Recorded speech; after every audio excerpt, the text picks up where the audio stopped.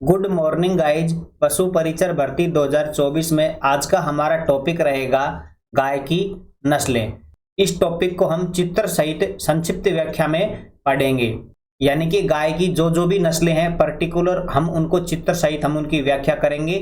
और उसके बाद में गायों से संबंधित जो भी वन लाइनर फैक्ट्स हैं उनको भी हम यहाँ पर देखेंगे, जैसे कि गायों के दूध में वसा की मात्रा कितनी होती है, कौन सी गाय की नस्ल में सर्वाधिक दुग्ध उत्पादन होता है, दुग्ध काल सबसे लंबा किस नस्ल में होता है। इस प्रकार के जो भी वन लाइनर फैक्ट्स होंगे उनको भी हम यहाँ पर देखेंगे। तो चलिए बिना देरी किए हुए स्टार्ट करते हैं। गाय की नस्लें देखिए, आपकी आरबीएससी बुक में जो गाय की नस्लों के नाम लिखे गए हैं, यानी कि जिनका संक्षिप्त विवरण है उस बुक में, उन्हीं नामों को मैंने यहाँ पर लिखा है और उनको ट्रिक्स के माध्यम से कैसे याद करना है ये देखिए।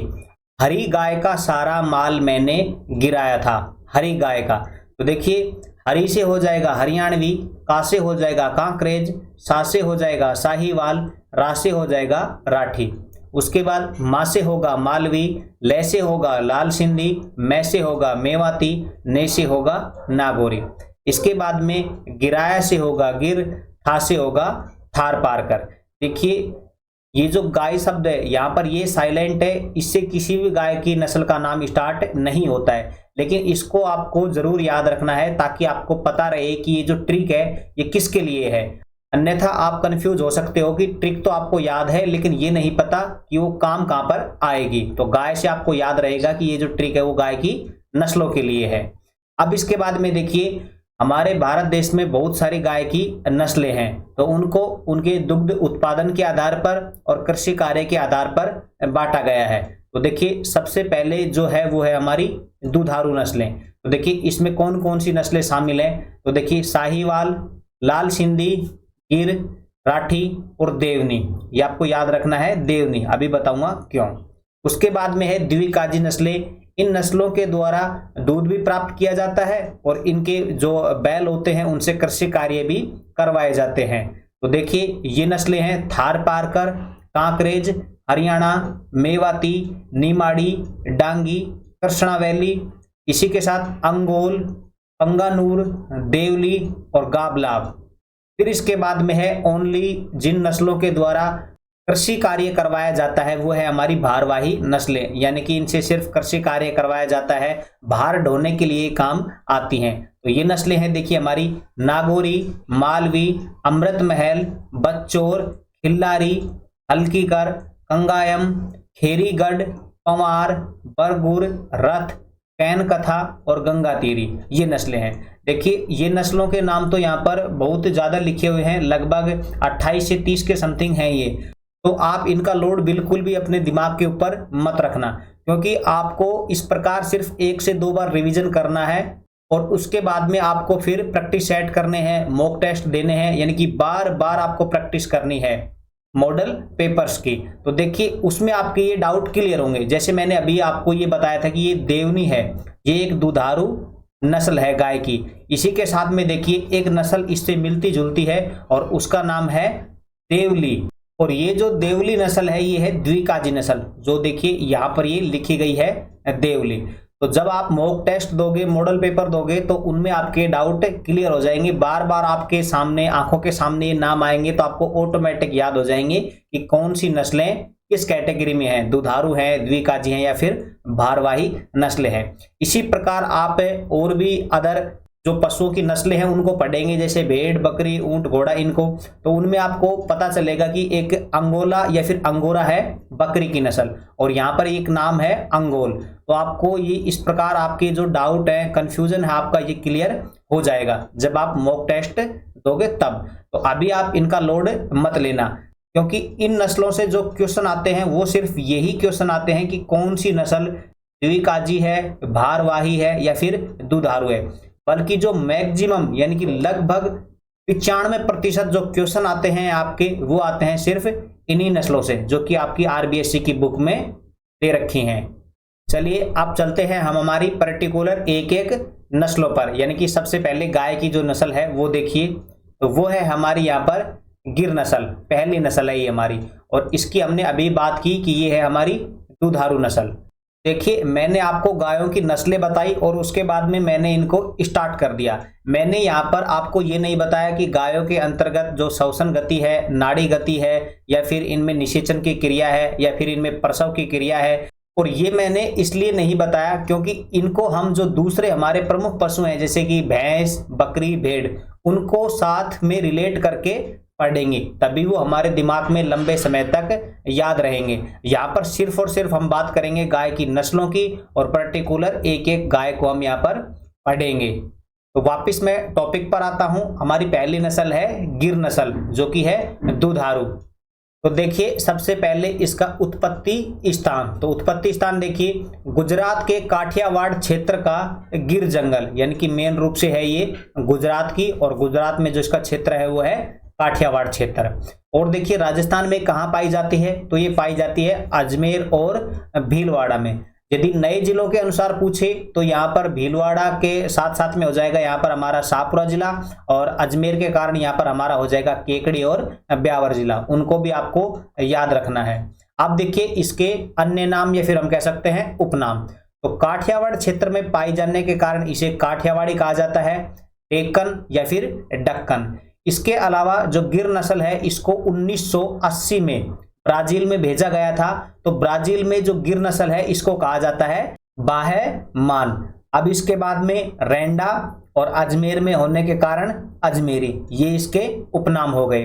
अब इसके बाद में देखिए राजस्थान में गिर गाय का प्रजनन केंद्र वो है हमारा डग झालावाड़ में। फिर इसके बाद में बात करते हैं इसकी दुग्ध उत्पादन क्षमता की। तो देखिए इसका जो दुग्ध उत्पादन क्षमता है वो है 1500 से लेकर 1800 किलो प्रति ब्यात। ये आपको याद रखना है। यहाँ पर प्रति ब्यात मैंने नहीं लिखा है तो आपको वो लगा लेना है, क्योंकि जाहिर बात है एक दिन में तो कोई भी गाय की नस्ल इतना दूध देगी नहीं, तो ये प्रति ब्यात है। इसके बाद में इसके दूध में जो वसा की मात्रा होती है वो होती है 4.4%। अब देखिए हम बात करेंगे शारीरिक विशेषता की।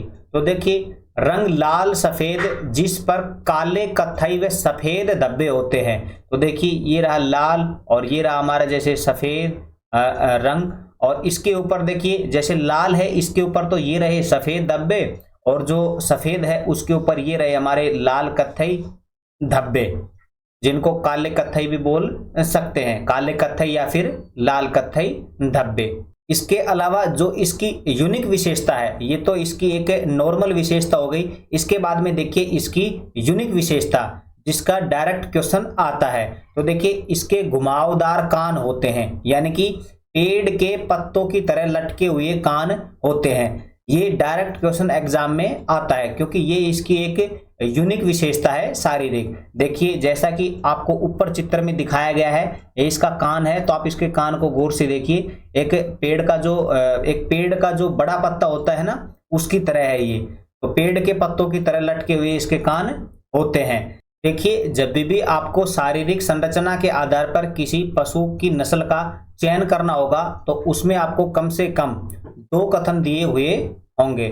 2 भी दे सकता है और 3 भी दे सकता है। जैसे कि एक तो ये पहला वाला कथन दे सकता है, और दूसरा कि उसका प्रजनन केंद्र डग झालावाड़ में है, या फिर तीसरा कि उसके जो दुग्ध उत्पादन क्षमता है वो इतनी है। इस प्रकार ये 3 स्टेटमेंट या फिर 2 स्टेटमेंट वो देगा। लेकिन जब भी आपको कोई यूनिक शारीरिक विशेषता बताता है, जैसे कि पेड़ के पत्तों की तरह लटके हुए कान गाय की किस नस्ल के होते हैं, तब आपको सिर्फ ये एक ही विशेषता बताई जाएगी।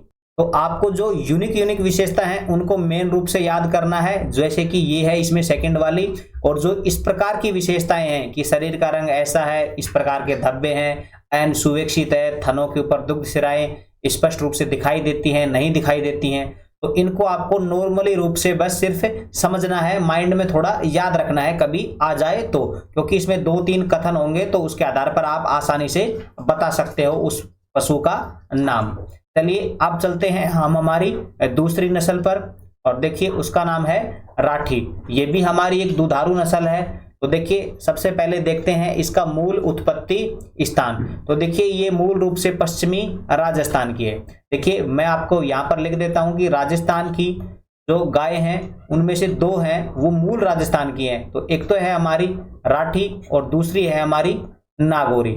तो देखिए जो नागौरी है ये तो है हमारी नागौर जिले की, और जबकि जो ये है हमारी राठी, ये है पश्चिमी राजस्थान की। पश्चिमी राजस्थान का मतलब जो पश्चिम में जिले हैं वहां की है ये।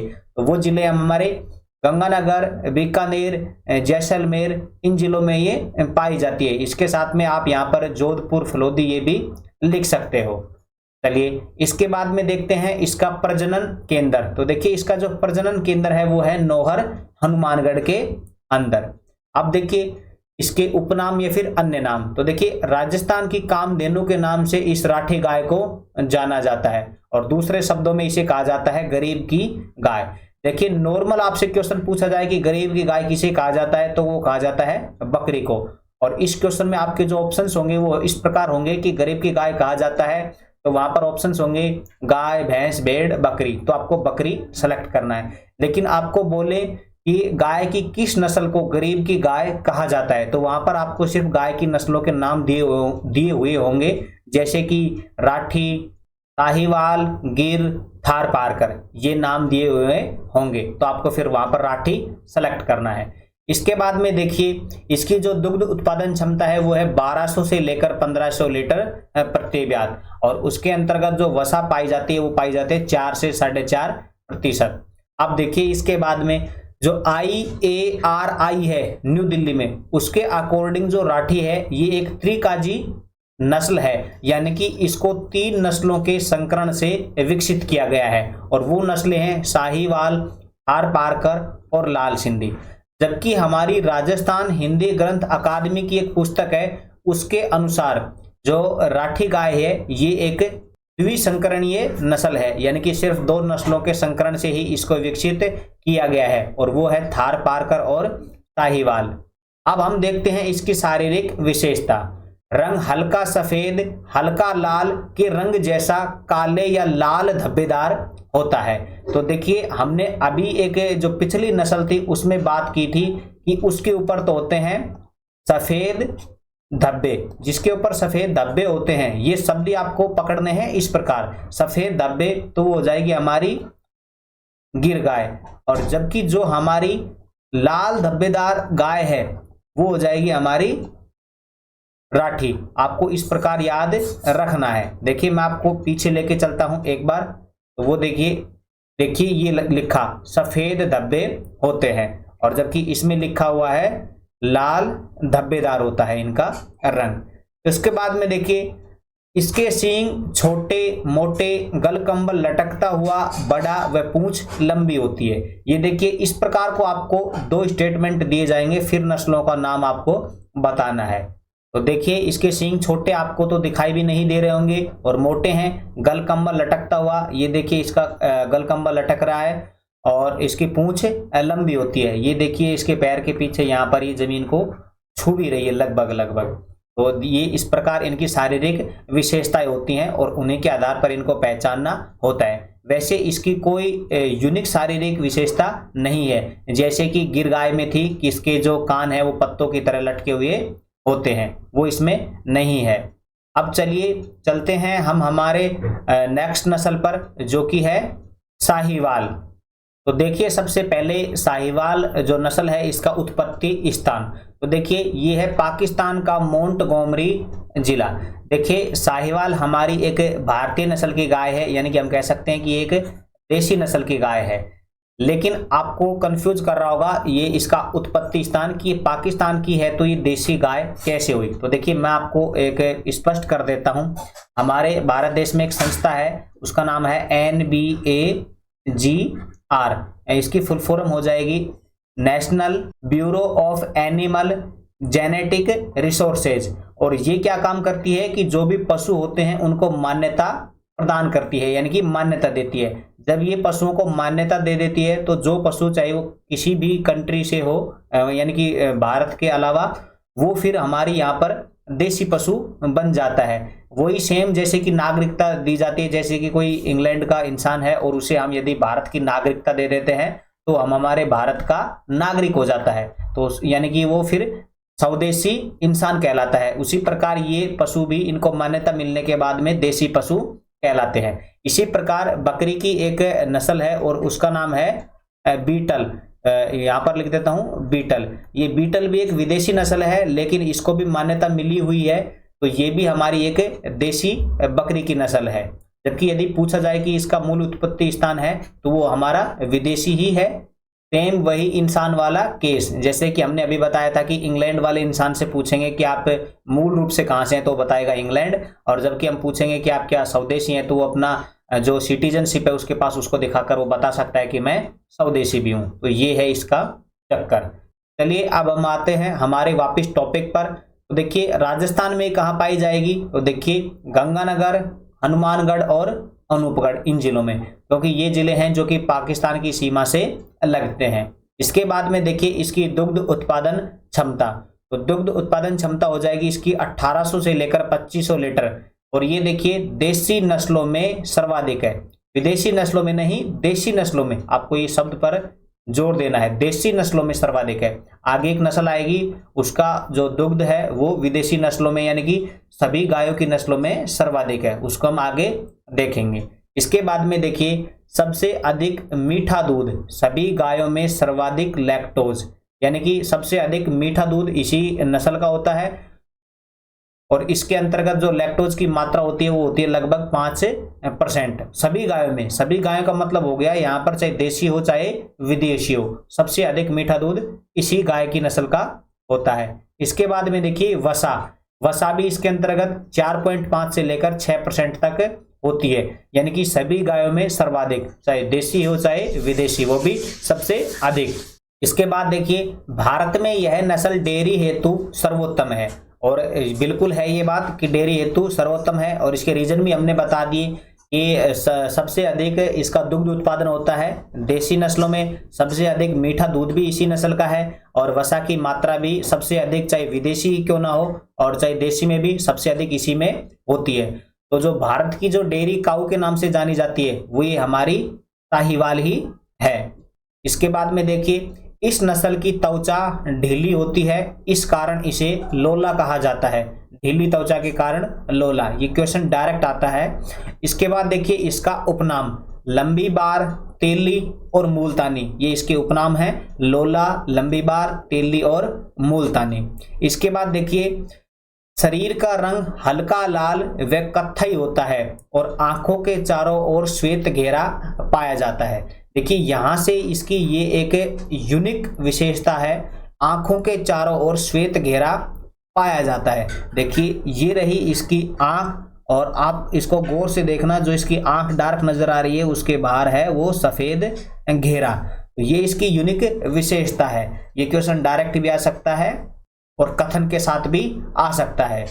देखिए हमने और जो नस्लों की बात की थी उनमें ऐसा नहीं है, मैं आपको पीछे लेकर चलता हूं। तो देखिए जैसे कि इसमें चलो इसकी तो आंखें नहीं दिख रही, लेकिन इसकी बात कर लेते हैं। तो जैसे इसकी ये आंख है तो इसके जो आसपास की जो त्वचा है उसका रंग सेम है, जो इसकी यहाँ का रंग है वही रंग सेम यहाँ है, लेकिन ऐसा इसमें नहीं है साहिवाल में। यहाँ रंग तो इसका वो है हल्का लाल, लेकिन यहाँ ये देखिए ये सफेद सफेद है, इसी प्रकार नीचे भी सफेद है। तो देखिए ये इसकी एक यूनिक विशेषता हो गई। फिर उसके बाद देखिए गाय की सबसे आलसी नस्ल, जो सबसे आलसी नस्ल है गाय की वो ये है हमारी साहिवाल।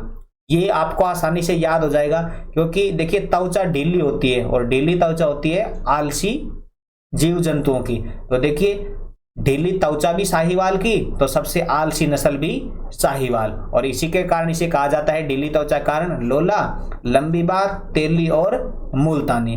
चलिए अब चलते हैं हम हमारी नेक्स्ट नस्ल पर, और वो है हमारी थारपारकर, और जो कि द्विकाजी नस्ल है, द्विप्रयोजनी नस्ल है, यानी कि इसके द्वारा दुग्ध भी प्राप्त किया जाता है और इसके बैल से कृषि कार्य भी करवाए जाते हैं। तो देखिए सबसे पहले इसका उत्पत्ति स्थान देखिए पाकिस्तान के सिंध प्रदेश का थारपारकर जिला। अब देखिए इसके नाम में ही इसका उत्पत्ति स्थान छिपा हुआ है, यानी कि जो गाय की नस्ल थार के मरुस्थल को पार करके राजस्थान में आती है वही है थारपारकर। अब देखिए मरुस्थल को पार करने के बाद ये राजस्थान में आती है, तो राजस्थान में कहाँ पाई जाएगी? जैसलमेर, बाड़मेर, जालौर और जोधपुर, तो ये इसके जिले हो जाएंगे राजस्थान के जहां पर ये सर्वाधिक पाई जाती है। अब देखिए यह गाय की सबसे अच्छी द्विप्रयोजनी नस्ल है, सबसे अच्छी द्विप्रयोजनी नस्ल है। इसके कारण को हम देखते हैं जो नीचे लिखे हुए फैक्ट्स हैं उनके माध्यम से।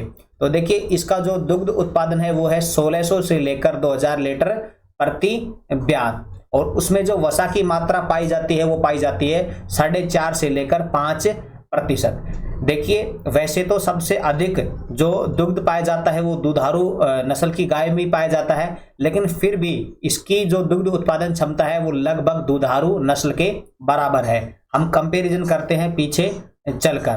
तो देखिए सबसे पहले हम यहाँ पर बात करेंगे गिर की।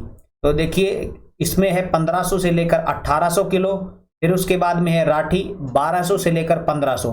तो इनकी तुलना में तो जो थार पारकर है उसका दुग्ध उत्पादन अधिक है, और लगभग जो साहिवाल है जो कि सर्वाधिक दुग्ध उत्पादन करती है देसी नस्लों में, इसका है 1800 से लेकर 2500।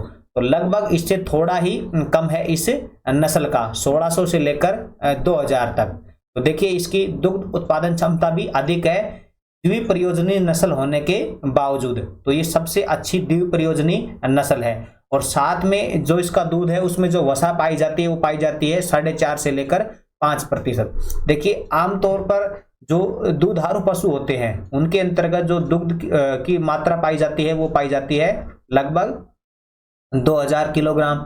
उसके बाद में फिर जो हमारे जो द्विकाजी है यानी कि द्विप्रयोजनी है उनमें जो दुग्ध उत्पादन की जो क्षमता है वो पाई जाती है 1500 किलो, और फिर जो हमारे भारवाही हैं उनमें पाई जाती है लगभग 1000 किलो के समथिंग, लेकिन इसमें 1500 से भी अधिक है। और इसी के साथ में जो नॉर्मल एक औसत गाय के दूध के अंतर्गत जो वसा की मात्रा होती है वो होती है, रेंज की हम बात करें तो 4 से लेकर 5%, और पर्टिकुलर होती है 4.41%। ये होती है गाय के दूध में वसा की मात्रा।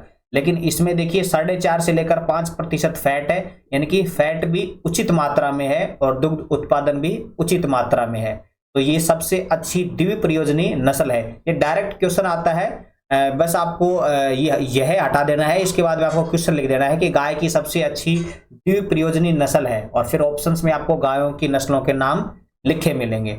अब देखते हैं इसके उपनाम। सफेद सिंधी, ग्रे सिंधी, थारी, मालानी। तो देखिए थार के मरुस्थल में होने के कारण थारी, और जो मालानी प्रदेश के जो मालानी समूह के जिले हैं जैसे कि हमारा हो गया बाड़मेर, जालोर, इन जिलों में पाई जाती है, तो जिसके कारण इसका नाम हो गया मालानी। इसके बाद में देखिए इस नस्ल का प्रजनन केंद्र, तो इस नस्ल का जो प्रजनन केंद्र है वो है चांदन, जैसलमेर। यहाँ पर ये नलकूप लिखा हुआ था जो कि गलती से लिखा गया, चांदन, जैसलमेर, ये आपको याद रखना है। उसके बाद में देखिए यह पूर्णतया रेगिस्तानी नस्ल है। तो बिल्कुल ये क्वेश्चन भी डायरेक्ट आता है कि पूर्णतया रेगिस्तानी नस्ल कौन सी है, तो वो हो जाएगी हमारी थार पारकर, क्योंकि 15% तो रेगिस्तान है वो है पाकिस्तान में, और 85% जो थार का मरुस्थल यानी कि रेगिस्तान है वो है हम हमारे भारत देश में। तो देखिए इसका उत्पत्ति स्थान भी रेगिस्तानी ही है, और जिन जिलों में सर्वाधिक पाई जाती है वो भी रेगिस्तानी जिले हैं। तो ये पूर्णतः रेगिस्तानी नस्ल है। इसके बाद में देखिए इसकी रोग प्रतिरोधक क्षमता अधिक होती है। तो देखिए इन सभी कारणों के कारण ये एक अच्छी द्विप्रयोजनी नस्ल है। इसके बाद में हम बात करते हैं इसकी शारीरिक विशेषताओं की। तो देखिए इसकी एक ही शारीरिक विशेषता है, और वो है ये अयन पूर्ण विकसित होता है तथा थनों पर दुग्ध शिराएं स्पष्ट रूप से दिखाई देती हैं। ये एक इसकी विशेषता आपको याद रखनी है। ये रंग तो नॉर्मल एक इसकी विशेषता है, ये रंग सफेद या फिर धूसर जिसे कहते हैं हल्का भूरा होता है। ये मेन है, थनों पर दुग्ध शिराएं स्पष्ट रूप से दिखाई देती हैं। चलिए अब चलते हैं नेक्स्ट नस्ल पर जो कि है कांकरेज। तो देखिए इसका उत्पत्ति स्थान देखते हैं, गुजरात के कच्छ का रण क्षेत्र इसका मूल उत्पत्ति स्थान है। अब ये गुजराती एक नस्ल की गाय है, तो राजस्थान में जो गुजरात से सटे हुए जिले हैं उनमें ये सर्वाधिक पाई जाएगी, और वो जिले हमारे बाड़मेर, जैसलमेर, जोधपुर, डूंगरपुर, यानी कि लगभग जो दक्षिण पश्चिम के जिले हैं उनमें ये पाई जाती है। चलिए इसके बाद में देखिए इसकी विशेषता, यह है सवाई चाल यानी कि दुल की चाल हेतु गाय की प्रसिद्ध नस्ल है। सवाई चाल का मतलब होता है जो चलने में तेज हो, यानी कि तेज चलती है, और इसका जो दूसरा नाम है सवाई चाल का वो है दुल की चाल। क्वेश्चन ये डायरेक्ट आता है कि सवाई चाल के लिए प्रसिद्ध गाय की नस्ल है। इसके अलावा देखिए यह देसी नस्लों में, फिर आपको ये देसी शब्द याद रखना है, देसी नस्लों में गाय की सबसे ऊंची व भारी नस्ल है। सबसे ऊंची और भारी नस्ल है वो है हमारी कांकरेज, और वो भी देसी नस्लों में। विदेशी में कोई और है, उसकी हम आगे बात करेंगे। चलिए इसके अब उपनाम देखते हैं। तो देखिए ये हमारे जैसे जालोर जिलों में पाई जाती है और वहां पर है सांचौर, तो जिसके कारण इसका जो उपनाम है वो हो जाएगा एक तो सांचौरी और फिर बनियार, ये इसका उपनाम है। अब देखते हैं इसकी शारीरिक विशेषता। इसमें है इसकी यूनिक विशेषता जहां से क्वेश्चन भी आता है। देखिए यहां से कोई क्वेश्चन नहीं आता है कि पशु का रंग स्लेटी भूरा व चमकीला होता है, लेकिन इसके बाद यहां से फिर क्वेश्चन स्टार्ट होते हैं। माथा चौड़ा व बीच में से धसा हुआ होता है। इसका देखिए जो माथा है ये चौड़ा है अन्य गाय की नस्लों की तुलना में, और बीच में से जो ये आपको हम्प नजर आ रहा है ये है धसा हुआ बीच में से। इसके सींग लंबे भारी वीणा के आकार के व बड़े होते हैं। आपको इसके सींग तो नजर आ ही रहे होंगे कि जो सबसे अधिक बड़े हैं वीणा के आकार के। और इस नस्ल के सींगों में जो 90% है वो सींग कैंसर पाया जाता है, और जिसके कारण इनका सींग रोदन किया जाता है, यानी कि सींगों को छोटी उम्र में ही काट लिया जाता है। क्यों? क्योंकि इनमें कैंसर पाया जाता है। ये देखिए धसा हुआ भाग, अत्यधिक बड़े इसके सींग, यानी कि अन्य गाय की तुलना में, और देसी नस्लों में सबसे ये भारी है। जैसे पीछे चले तो देखिए इनमें कोई सींग नहीं है, और यहाँ माथा इनका सीधा है, कोई हम्प नहीं है बीच में, यानी कि धसा हुआ नहीं है। सॉरी, हम्प का नाम आ गया, धसा हुआ नहीं है। लेकिन इसमें देखिए आप यहाँ पर ये धसा हुआ है। मैं इनको मिटा देता हूँ, ये यहाँ पर देखिए।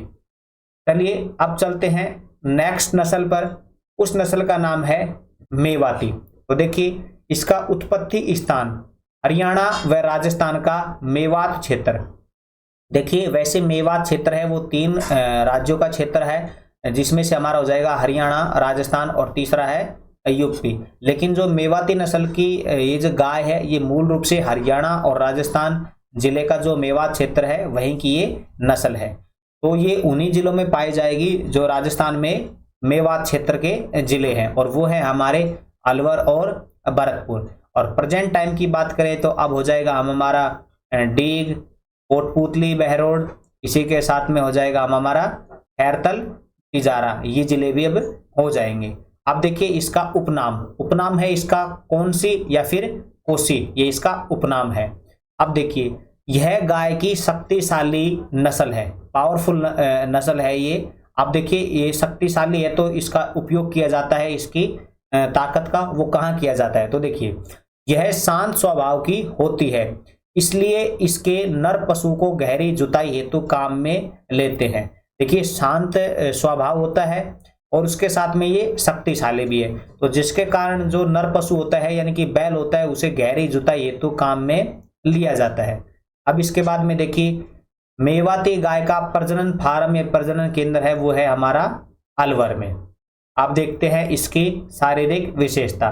तो देखिए इसका जो रंग है वो हल्का धूसर यानी कि भूरा है, लेकिन जो इसकी यूनिक विशेषता वो ये है कि इसके जो सींग हैं, देखिए आप इनके सींगों को, वो पीछे की ओर मुड़े हुए हैं, इस प्रकार से जा रहे हैं, पीछे की ओर जा रहे हैं। जबकि हमने पीछे देखा था जैसे ही कांकरेज है इसके सींग तो सिर्फ मुड़े हुए हैं इस प्रकार से, सेम इस प्रकार से, जबकि उसके जो सींग हैं मेवाती के ये मुड़ रहे हैं पीछे की तरफ। तो इसके सींग है वो पीछे की ओर मुड़े हुए होते हैं, ये इसकी विशेषता है। चलिए अब इसके बाद चलते हैं नेक्स्ट नस्ल पर, और उस नस्ल का नाम है हरियाणवी। तो देखिए नाम से ही आपको पता चल रहा होगा कि इसका जो उत्पत्ति स्थान है वो है हरियाणा राज्य। और हरियाणा राज्य में यदि जिलों की बात की जाए तो हो जाएंगे हमारे रोहतक, हिसार व करनाल जिले। अब देखते हैं ये राजस्थान में कहाँ पाई जाएगी। तो जो हरियाणा से लगे हुए हमारे राजस्थान के जिले हैं उन्हीं में ये पाई जाएगी। अलवर, जयपुर, हनुमानगढ़, भरतपुर व शेखावाटी क्षेत्र। शेखावाटी क्षेत्र का मतलब हो गया हमारे सीकर, झुंझुनू, नीम का थाना, ये जिले हैं उनमें ये पाई जाती है। इसके अलावा अब कोटपुतली, बहरोड, खैरतल, तिजारा, इन जिलों में भी ये पाई जाती है। इसके अलावा देखिए जहां से क्वेश्चन डायरेक्ट आता है इसका बहुत बार, वो है देखिए इस नस्ल को डेजर्ट ब्रेड स्टॉक के नाम से जाना जाता है। Dessert bread stock. इसकी वजह से यही विशेषता आपको याद रखनी है, या हम इसे उपनाम भी कह सकते हैं कि डेजर्ट ब्रेड स्टॉक के नाम से किसे जाना जाता है। अब देखते हैं इसकी शारीरिक विशेषता। रंग सफेद या हल्का भूरा होता है, शरीर सुडौल, सुगठित व सुदृढ़ तथा ऐन बड़ा व थन मध्यम आकार के होते हैं। ये आपको दिख रहा होगा, इसका ऐन तो बड़ा होता है। कान छोटे व कुबड़ ऊपर उठा हुआ होता है। इसका देखिए हम पे यानी कि जो कुबड़ है ये ऊपर उठा हुआ है। चलिए अब चलते हैं हमारी नेक्स्ट नस्ल पर, और वो है हमारी नागौरी। तो देखते हैं हम यहाँ पर उत्पत्ति स्थान। इसका उत्पत्ति स्थान देखते हैं, राजस्थान का नागौर और जोधपुर जिला। तो देखिए राजस्थान में पाई जाएगी ये जोधपुर ग्रामीण, नागौर, बीकानेर, फलोदी, इन जिलों में। और इसकी मैंने पहले ही आपको चर्चा करी थी आपके साथ कि ये मूल रूप से एक राजस्थान की नस्ल है, लेकिन अंतर इतना है कि ये एक भारवाही नस्ल है, और जबकि जो हमारी राठी थी वो हमारी दुधारू नस्ल थी, मूल रूप से राजस्थान की। तो देखिए यह बैलों के लिए प्रसिद्ध नस्ल है, क्योंकि जो भारवाही गाय की नस्लें होती हैं उनसे दुग्ध उत्पादन तो बहुत अधिक कम मात्रा में होता है, तो जिसके कारण इनको कृषि कार्य के लिए प्रयोग में किया जाता है। और इनके बैल हैं वो सबसे अच्छे, यानी कि नागौरी नस्ल की गाय जितनी प्रसिद्ध नहीं है उतनी यह बैलों के लिए प्रसिद्ध है। इसके साथ में देखिए नागौरी बैल तेज दौड़ने व कृषि कार्य में भी बात की जाए हल जोतने की, तो उसके लिए ये श्रेष्ठ है। देखिए ये क्वेश्चन इस प्रकार आता है कि तेज दौड़ने व कृषि कार्य के लिए कौन से बैल श्रेष्ठ होते हैं, तब आपको आंसर देना है नागौरी। लेकिन यदि आपसे ऑप्शन इस प्रकार आए कि तेज दौड़ने और ब्रैकेट में लिखा हुआ हो सवाई चाल, यानी कि वो था दुल की चाल, तो उसके लिए जो प्रसिद्ध नस्ल है गाय की वो है हमारी कांकरेज। आपको ये भी याद रखना है, कांकरेज है सवाई चाल के लिए, और जबकि जो नागौरी है ये है तेज दौड़ने व कृषि कार्य के लिए, और उनमें भी हल जोतने के लिए। ये क्वेश्चन इस प्रकार भी आ जाता है कि मूल रूप से राजस्थान की नस्ल जो हल जोतने के लिए फेमस है तो कौन सी है, तो वह हमारी नागौरी। अब देखिए दूध, तो हमने इसकी दुग्ध उत्पादन की क्षमता की बात पहले कर ली कि जो भारवाही होते हैं लगभग 1000 लीटर के समथिंग प्रति ब्यात उनका दुग्ध उत्पादन होता है। तो इसका दुग्ध उत्पादन है वो है 600 से लेकर 900 लीटर प्रति ब्यात। अब देखिए शारीरिक विशेषता। तो देखिए मजबूत गर्दन, चौड़ी छाती व सीधी पीठ। देखिए जो कृषि कार्य करता है, जो ताकतवर होता है, उसकी देखिए मजबूत गर्दन मिलेगी, चौड़ी छाती मिलेगी और सीधी पीठ मिलेगी, चाहे बात पशु की हो चाहे इंसान की हो। ये उसकी मुख्य शारीरिक विशेषता होती है। इसके बाद में देखिए इस नस्ल के पशुओं का रंग सफेद होता है। रंग ये आपको दिख रहा होगा, ये है सफेद। अब हम यहाँ पर एक नस्ल और देखते हैं और उसका नाम है मालवी। तो इस नस्ल को भी हम यहीं पर क्लियर कर लेते हैं। इस नस्ल से सिर्फ 2 ही क्वेश्चन आते हैं। ये कृषि कार्य के लिए प्रयोग की जाती है क्योंकि ये एक भारवाही नस्ल है। इसके अलावा इसका पूछा जाता है उत्पत्ति स्थान। तो उत्पत्ति स्थान है इसका MP। जो मध्य प्रदेश का जो मालवा क्षेत्र है वहीं की होने के कारण इस नस्ल को कहा जाता है मालवी। और ये राजस्थान के जिन जिलों में पाई जाती है उन जिलों के नाम हैं चित्तौड़गढ़ हो गया, कोटा, बूंदी, बारा, झालावाड़, उदयपुर, ये जिले हैं, उन जिलों में ये पाई जाती है। यानी कि जो मध्य प्रदेश से लगे हुए जिले हैं उनमें ये पाई जाती है और कृषि कार्य के लिए इसको प्रयोग किया जाता है। इसके अलावा इस मालवी नस्ल की गाय में और कोई चीज ज्यादा इंपॉर्टेंट नहीं है जो कि हमारी एग्जाम की दृष्टि से महत्वपूर्ण हो। चलिए अब चलते हैं हम हमारी विदेशी नस्लों पर। तो देखिए उनमें जो सबसे पहले है वो है जर्सी नस्ल। विदेशी नस्ल है ये। तो इसका उत्पत्ति स्थान देखते हैं, फ्रांस के इंग्लिश चैनल का जर्सी द्वीप समूह। डायरेक्ट कई बार जर्सी द्वीप समूह भी लिखा हुआ मिलेगा या फिर आपको डायरेक्ट फ्रांस भी लिखा हुआ मिलेगा, लेकिन आपको पूरा याद करना है फ्रांस के इंग्लिश चैनल का जर्सी द्वीप समूह। इसके बाद देखिए इसका जो उपनाम है या इसे जो संज्ञा दी गई है वो दी गई है डेयरी काऊ की। और क्यों दी गई है उसके रीजन यहाँ पर आपको नीचे मिलेंगे।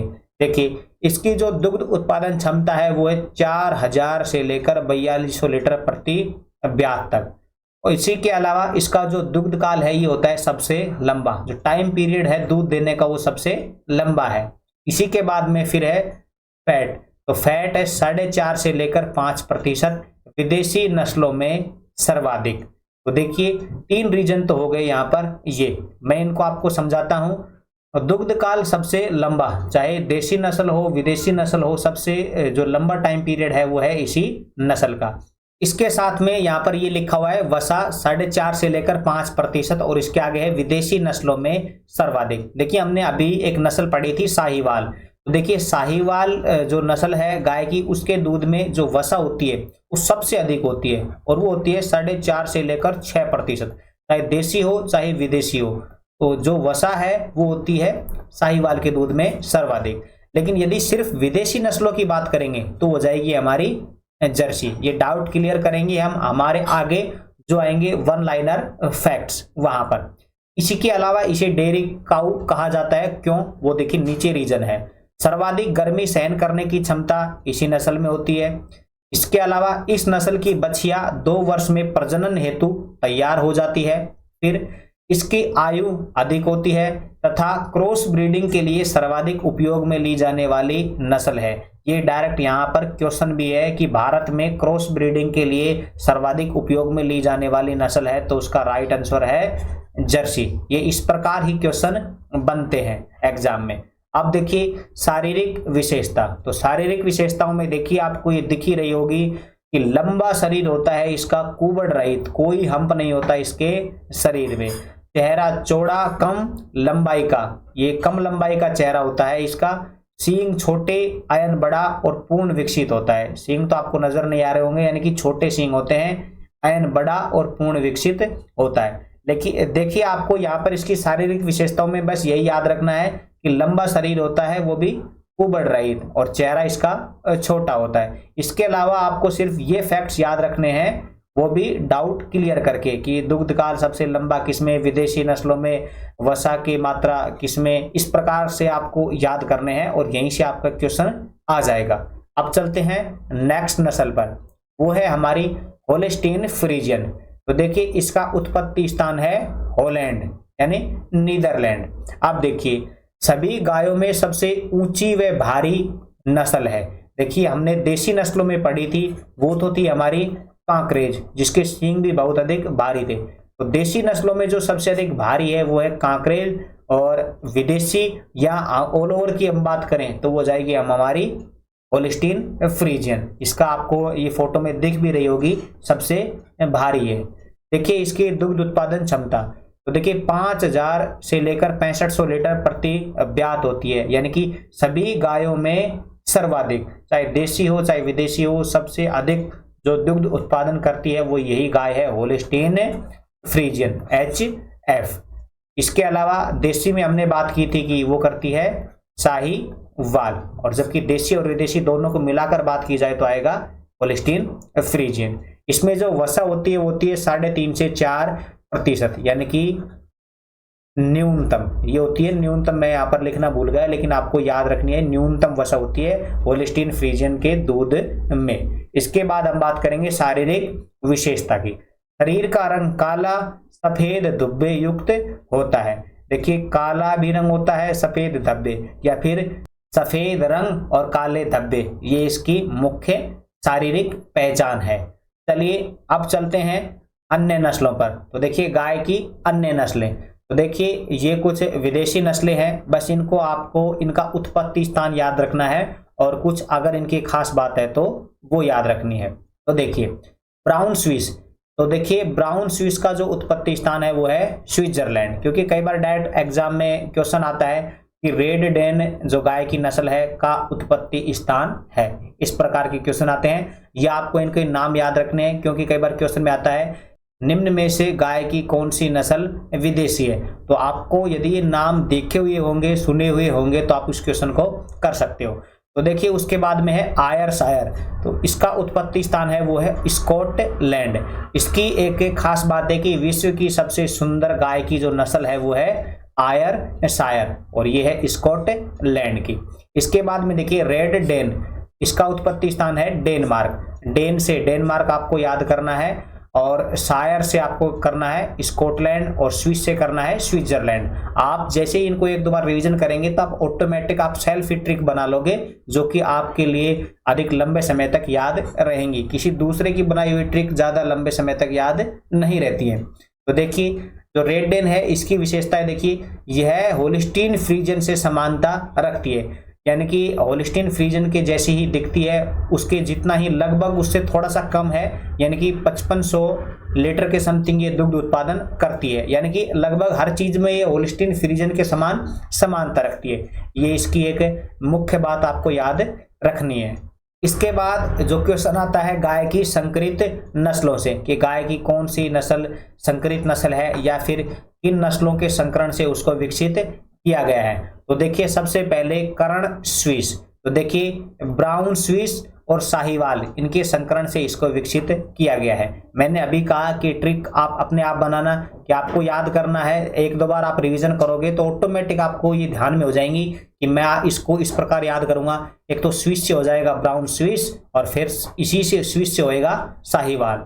उसके बाद में कर्ण फ्रीज, तो देखिए फ्रीज से हो जाएगा हमारा होल्स्टीन फ्रीजियन, और हमारा जो दूसरी नस्ल है वो है थार पारकर।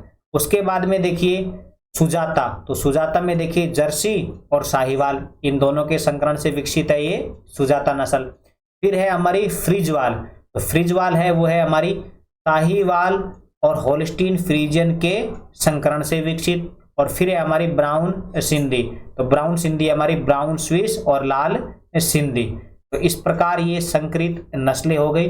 देखिए इनमें से ये जो फ्रिजवाल है इसका एक फैक्ट है, वो मैंने आगे लिख भी दिया है, लेकिन मैं आपको यहाँ भी बता देता हूँ कि जो संकरित नस्लें हैं उनमें जो सर्वाधिक दुग्ध उत्पादन जिस नस्ल का होता है वो होता है फ्रिजवाल का। ये आपको याद रखना है, मैंने इसको आगे लिख भी दिया है। चलिए अब आगे चलते हैं और बात करते हैं सभी फैक्ट्स की। तो देखिए गाय की नस्लें, तो यहाँ पर देखिए सर्वाधिक दुग्ध उत्पादन तो वो होता है हमारा होल्स्टीन फ्रीजियन का, और उसकी जो उत्पादन क्षमता है वो है 5000 से लेकर 6500 किलोग्राम प्रति ब्यात। इसको हमने अभी पढ़ा था होल्स्टीन फ्रीजियन में। इसके साथ ही देखिए आपका डाउट क्लियर हो जाए कि देसी नस्लों में होता है साहिवाल का, और उसकी जो उत्पादन क्षमता है वो है 1800 लेकर 2500 किलोग्राम तक। लेकिन मैंने आपको बताया कि संकरित गायों में जो सर्वाधिक दुग्ध उत्पादन है वो होता है फ्रिजवाल का, ये भी मैंने आपको यहाँ पर लिख दिया है। तो आपके तीनों डाउट यहाँ पर क्लियर हो गए होंगे कि सर्वाधिक दुग्ध उत्पादन किन नस्लों में होता है, देसी, संकरित और सभी में। ये यहाँ पर डाउट क्लियर आपका। उसके बाद देखिए सर्वाधिक दुग्ध काल, तो ये सिर्फ एक ही नस्ल है वो है जर्सी। सबसे लंबा जो टाइम पीरियड होता है वो होता है जर्सी नस्ल का, चाहे देसी हो चाहे विदेशी।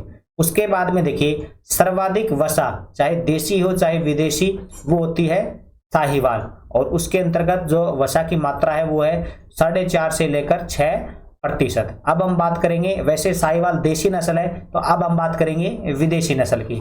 तो विदेशी नस्लों में जर्सी, और जिसमें होती है 4.5 से 5%। यहाँ पर देखिए 6% है। तो देसी विदेशी दोनों में तो साहिवाल, और विदेशी नस्लों में ओनली जर्सी। इसके बाद देखिए न्यूनतम वसा, जिसकी हमने अभी बात की थी, वो होती है होल्स्टीन फ्रीजियन में, जिसकी 3.5 से 4% होती है। यानी कि एक जो गाय होती है उसके दूध में जो औसत वसा की मात्रा होती है वो होती है 4.41%, उससे भी ये कम है। तो यानी कि सबसे न्यूनतम है होल्स्टीन फ्रीजियन के दूध में वसा की मात्रा।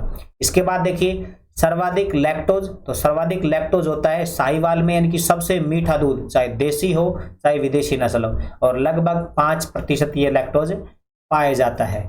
इसके बाद देखिए देसी नस्लों में डेयरी काऊ किसको कहा जाता है, तो कहा जाता है साहिवाल को, और विदेशी नस्लों में डेयरी काऊ कहा जाता है जर्सी गाय को। इन दोनों की बात भी हमने कर ली।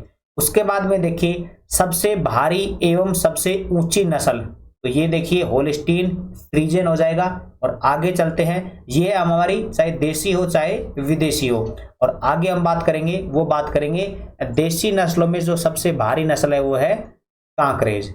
इसके बाद में देखिए सबसे छोटी या बोनी नस्ल वो है हमारी बच्चोर। ये सबसे छोटी नस्ल है, बोनी नस्ल है, तो ये मॉडल की तरह लगती है, और उस मॉडल को कहा जाता है मिनिएचर, यानी कि मिनिएचर जो गाय है वो है हमारी बच्चोर।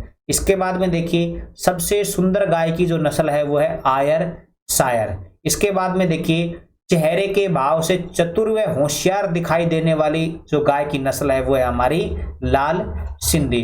इनके अलावा सिर्फ गायों से संबंधित कोई भी फैक्ट यहाँ पर नहीं बचा है। अब बचा है सिर्फ आपके भैंसों का समूह, कुल, इनमें श्वसन गति, नाड़ी गति, तो ये सब बचे हैं। सहवास क्रिया, मैथुन क्रिया, बच्चे देने की क्रिया, तो उनको हम पढ़ेंगे जो दूसरे हमारे प्रमुख पशु हैं उनके साथ रिलेट करके, या फिर गाय के दूध में जो पोषक तत्व होते हैं, इनकी जो भी तत्व होते हैं जैसे खनिज लवण वो कितनी कितनी मात्रा में पाए जाते हैं, तो उनका हम अलग से वीडियो बनाकर पढ़ेंगे। तो चलिए गाइज, यहाँ पर ये हमारी वीडियो कंप्लीट होती है। वीडियो आपको कैसी लगी कमेंट में हमें जरूर बताएं। वीडियो देखने के लिए आपका धन्यवाद।